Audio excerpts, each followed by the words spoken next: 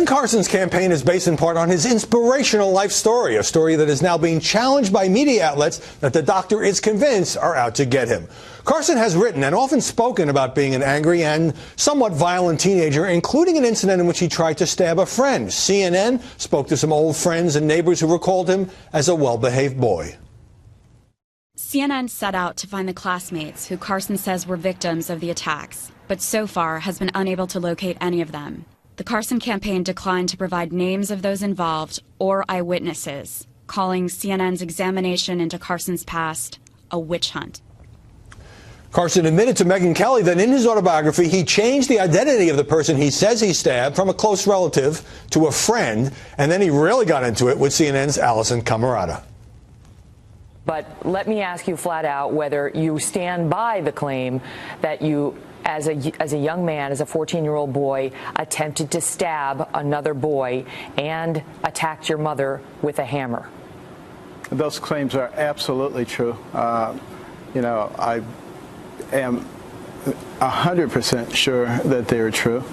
And this is simply an attempt to smear and to deflect the argument to something else. CNN has been trying to find people who were involved in these incidents or witnessed these. Tell me what makes you think that you're going to find those specific people. Tell me how your methodology works, because I don't understand it. This is a bunch of lies.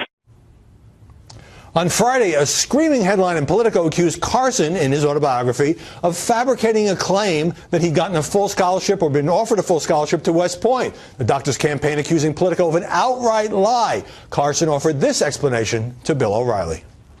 You were never formally offered any kind of accommodation to West Point. Is that correct? Right. I was just told that it would be very easy for me. Okay. So that should have been a little clearer on page 57 of your book, correct? I guess it could have been more clarified. I told it as I understood it. Joining us now to sort through all this, Mercedes Schlapp, a U.S. News columnist, political consultant, and former White House aide to George W. Bush. Robert Costa, national political reporter for The Washington Post, who covers Donald Trump. And Penny Lee, a Democratic strategist and commentator. All right, so Ben Carson made a mistake in writing that he'd been offered a full scholarship to West Point. Politico backing off the screaming headline. Was this a legitimate story? No, I think Politico got an F in reporting because they even had to change the headline. So they went from fabricating a West Point scholarship to a different headline. Claim West Point scholarship but never applied. And so, you're there. And they also said that he had applied, but in fact, Carson had never made that case. He said he had never applied. So again, I think Politico got it wrong in this case. So when you say F in reporting, does that mean the story should never have been published? I think they had the facts wrong. I think that, yes, I don't think they should have reported it. Robert Costa, Carson uses really strong language, especially lately, in hitting back against the media. Liars, witch hunt, garbage. He seems offended that reporters are digging into his past.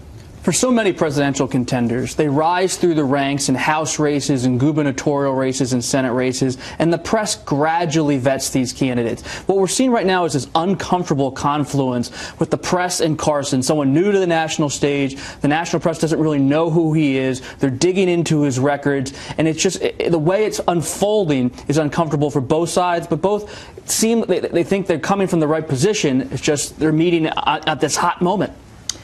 Penny Lee, does Politico get credit for trying to hold Carson accountable for what he acknowledges was, one can say, a small misrepresentation or embellishment in his book? Sure, they do on that, but you have to be very careful and not overreach, because then you play right into the hands of the candidate, and that's what unfortunately Politico did when they went too far.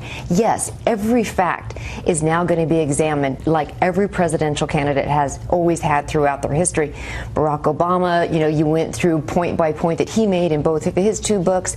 But Carson is not accustomed to this because he has never been a politician. To Robert's point, he has not been accustomed to. But the news outlets, it is on them to be able to hold the restraint and do it on the fact basis. It's to Ben Carson's benefit. He raised $3.5 million in 1 week because of this supposed media witch hunt. But it's the media's job to scrutinize every single presidential candidate. Today in the Washington Post, you had Marco Rubio and the messy financial statements. This is what the media's job has to be, but they got to get the facts right. So on that point, the CNN has a couple of reporters interview old friends and classmates to find out if they can find anybody who who knows anything about these supposedly violent incidents when he was 14, 15.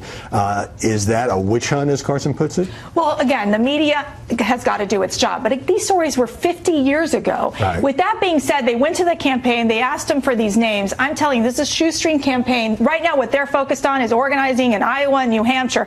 They don't want to have to deal with having to give these names out to these reporters. I don't think the Carson campaign has any obligation whatsoever to help reporters do these particular stories. Right. But at the same time, I mean, CNN didn't say Carson lied about this. They said we weren't able to find anybody who could substantiate this. But isn't this kind of an upside-down, topsy-turvy situation?